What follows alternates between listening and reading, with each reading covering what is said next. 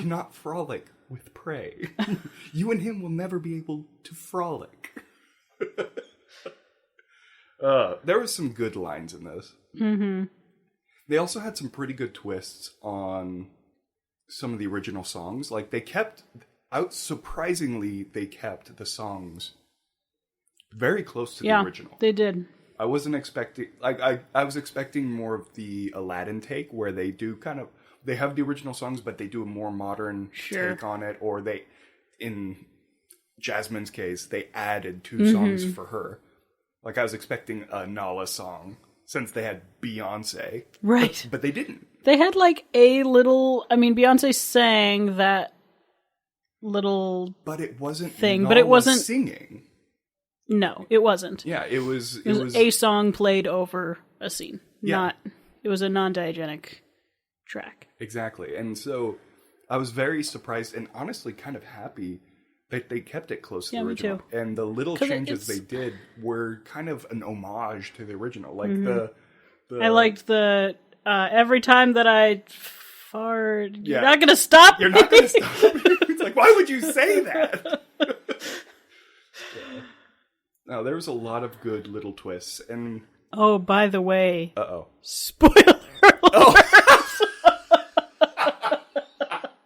We are falling apart. The ending of last episode and us not giving a spoiler alert on this one. Whatever, hey, people know. Spoiler alert. We love to spoil everything you love. We are doing it without warnings now. Just firing off at random. Chaotic evil. Bruce Willis is dead at the end of Sixth Sense. Wow. There you go. Wow. I'm a madman. He can't be stopped.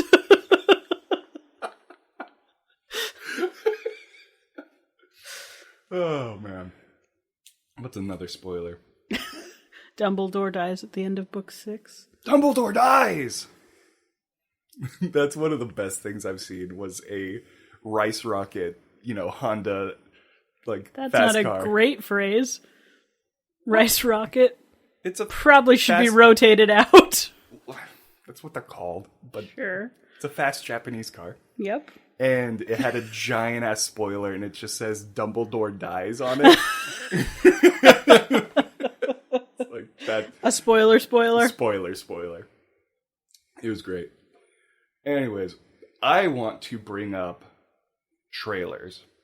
Because there is something that is... There's something very wrong with the world right now. In this world. And it comes in the form of cats. Oh, God. Why? Why is this a thing? I don't know. It is the stuff of nightmares. It is a drug-fueled nightmare. Yeah. I'm not a Cats person in general, like the musical. Uh-huh. I've been a theater person, but Cats is not one of those shows that you could just oh, it's fine. Cats is a love it or hate it. Yeah. And I am in the hate it camp. I've seen it. I appreciate the athleticism and artistry that goes into a production of Cats. You have to be an incredible dancer. Good for you if you've been in Cats. I just hate it so much. The thing and that why gets does me, it need to be a movie? The thing that gets me on it is it's animated. Yeah. Sort of. They went hyper realistic, but then kept the faces. It's like they decided to do Cats the musical costumes, but more expensive. Yeah. It's the exact same effect. Unless they're literally putting dance onto bodies who can't perform the steps. Maybe that's what's happening. All I know is that the faces look like they were cut from the original actors and just... You know what they look like? Like super glued. Like they were glue sticked on to the other faces. There's this movie. It looks like Angry Orange, and that... There's this movie. It's this 1999 version of Alice in Wonderland.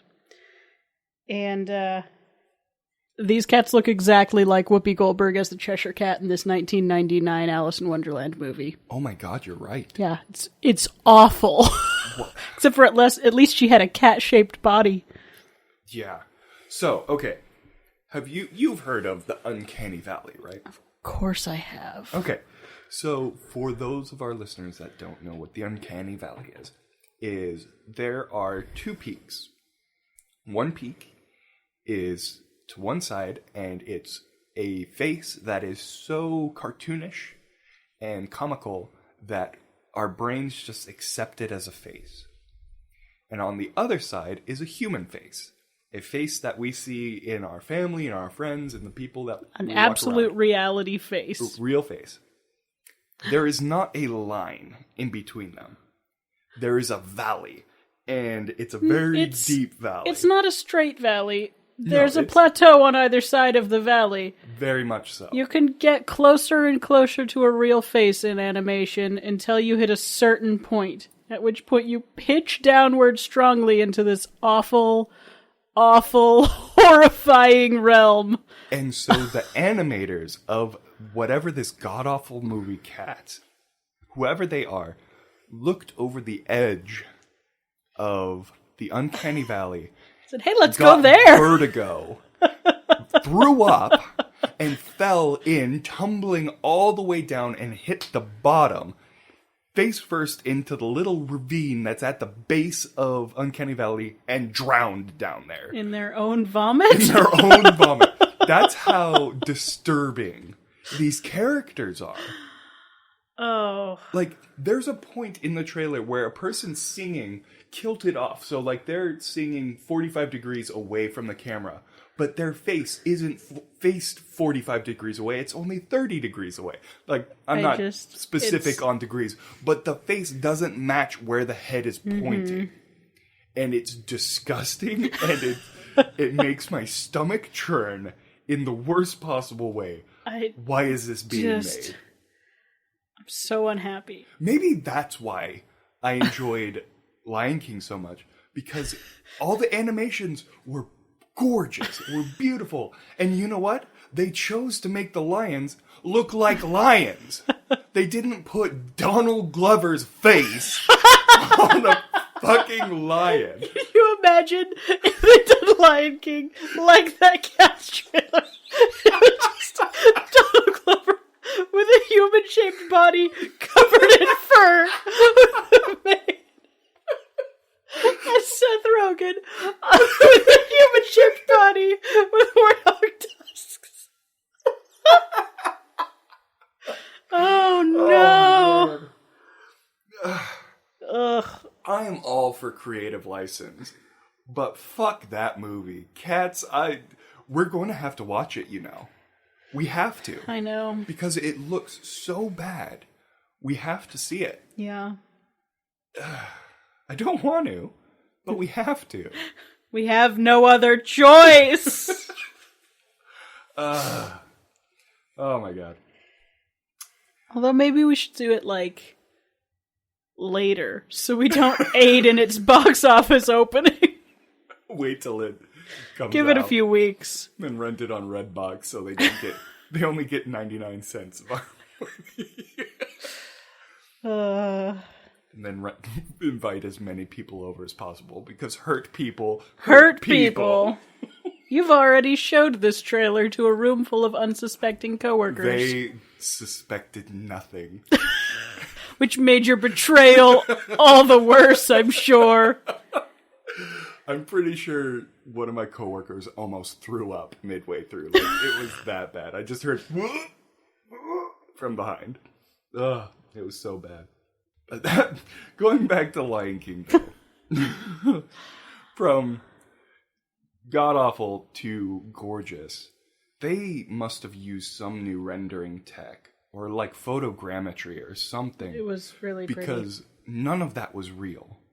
But you could have told me that was filmed on location and they added CG animals. Oh, easily. Easily. It was so beautiful and so realistic. The gravel look, the texture of the dirt when Mufasa was trying to pull up and it was breaking away at his claws. it looked real. It did. Which, probably my main gripe about this movie, it's being called a live-action remake. Yeah, that is And it's weird. a fully animated remake. It's gorgeous, and it's in a realistic style, but it isn't... Nothing about this movie is live action. Yeah. Not a single thing. So... Like, at least Jungle Book had a human character. Uh-huh. It was 99.9% CG, but at least there was, like, that one person. This one has nothing that isn't animated. You know, we're going to see a behind-the-scenes thing. They'll be like, real lions with faces moving. It's exactly real life. So it's just all the voice actors in mocap In suits. mocap suits walking around like lions. Well, they even had, like, the animations of the paws, because, like, lions don't pull their paw directly forward. They tilt it in, and when they walk, it kind of does, like, a flick inward. And they even had that, like, Yeah. everything about the animations were gorgeous in this movie. I loved Baby Pumbaa. Oh my god. That was so cute. Baby Pumbaa Especially how they had him sitting in the water and farting. Little bubbles and streams of bubbles. It kills the butterfly. It was so cute. It was and so funny. Oh, it was good. It was. This movie was very much enjoyable. Jon Favreau, I love his directing style. It's very He's awesome. just solid. He's a The solid more I director. see of him, the more I'm like, wow, that guy. Yeah. And he's just a very low-key guy. Like, he doesn't You're right. put himself out there. And he just did a great job. I felt like they paid homage to enough and remade, quote-unquote, enough, but it still felt like its own thing.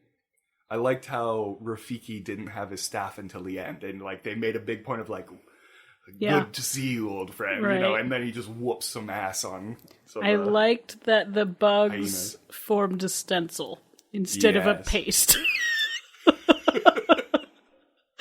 That was good. It was nice how in the original they showed Scar as being the villain by showing his claws the entire time. Right. He was the only one with claws out all the time. In this one you can't really that's not really how lions work. It would have looked off. So they just showed it more in like the lions were very respectful of every other tier of creature. Right. And then he was like, whatever. I'm gonna murder this mouse. I also like that he didn't eat that mouse because it was so damn cute. It was adorable. The thing is, I was waiting for that jump scare of him just going Yeah, boom me on too. it. And it didn't happen. It was actually a pretty solid monologue. Like, that was a really good monologue that set the tone for that for this character of Scar. I was expecting them to use his real name, Yeah, me too. but they never did. They never. What is it? Taka? I think so. I think it's like Swahili for waste, which is like Sad. kind of sad. Sad and Just awful. named waste. But they didn't. But honestly, I felt like they did enough to just really solidify the relationship between him and Mufasa. Yeah. And him and the Pride. Mm-hmm. Where, like, he was just allowed to be there. Like, everyone's like, he should be exiled. Right. It was like, no, but he's my brother. You know, Right. like, it was very much a Pride thing for Mufasa to keep him around. So it's just, I don't know, they went more in depth on things that it felt like it needed it. I loved the shot of the mane fur blowing back over to Rafiki with the giraffe and the dung beetle and the all of that. I can't remember how Rafiki finds out he's alive. I think it's the same mechanic. It's just done in a less elaborate way. Because he, like, in the original, he, like, falls down and it's, like, leaves that go. Or was it fur? Like, it was... There must have been some fur. It's either that there was some fur in there or that Rafiki just magically intuited from the dust. I mean, he was definitely much more of a shaman in the original one. This one, he was more a shaman, but, like, less... More of a grounded shaman. Right. Which, the guy who plays Rafiki